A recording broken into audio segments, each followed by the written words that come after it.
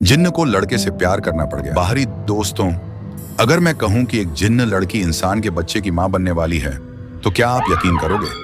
ये सच्चाई सुनकर आपके होश उड़ जाएंगे। और हाँ, लाइक सब्सक्राइब करना बिल्कुल फ्री है, प्लीज कर दीजिए, क्योंकि आगे जो देखोगे उसे भूल नहीं पाओगे। हवेली का डर। गांव के बाहर टूटी हवेली में रात को अजीब रोशनियां और औरत की हंसी सुनाई देती थी। लोग कहते थे वहां एक जिन्न लड़की रहती है। 19 साल का आर्यन दोस्तों की शर्त पर हवेली में गया। सन्नाटा था। तभी धुएं से एक हसीन लड़की प्रकट हुई। उसका नाम था नज़मा। पहली मुलाकात नज़मा बोली, इंसान, यहां आकर तूने मौत को गले लगाया है।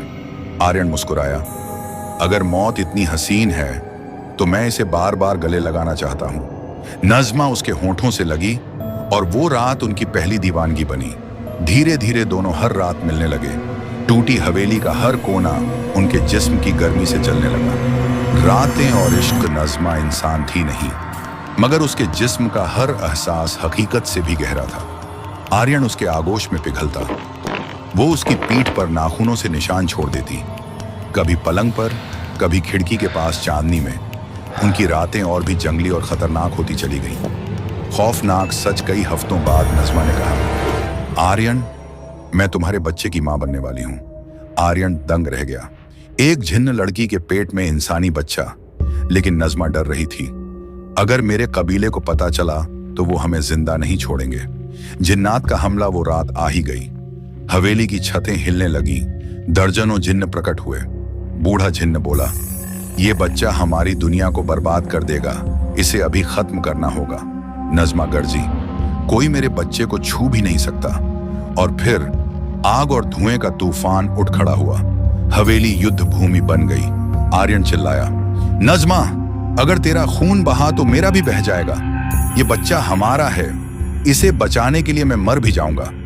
नज़मा की आंखों में आंसू आ गए। उसने आर्यन को कसकर चूम लिया और उसके बाद हवेली की दीवारें अचानक फट गईं। सुबह जब गांव वाले पहुंचे, हवेली खंडहर में बदल चुकी थी। आर्यन बेहोश पड़ा था, लेकिन नज़मा कहीं नहीं थी। आर्यन के सीने पर अजीब निशान बने थे और उसके कानों में एक बच्चा रोने की आवाज गूंज रही थी। क्या बच्चा पैदा हो चुका था या ये जिन्हों का खेल था? नज़मा कहाँ गई? क्या वो अब भी जिंदा थी? और दोस्तों, अगर आप जानना चाहते हैं कि आगे इस कहानी में क्या होगा तो लाइक कीजिए, कमेंट में लिखिए पार्ट 2 चाहिए और सब्सक्राइब कीजिए मारू स्टोरी जंक्शन को, क्योंकि अगले भाग में होगा सबसे बड़ा सच सामने।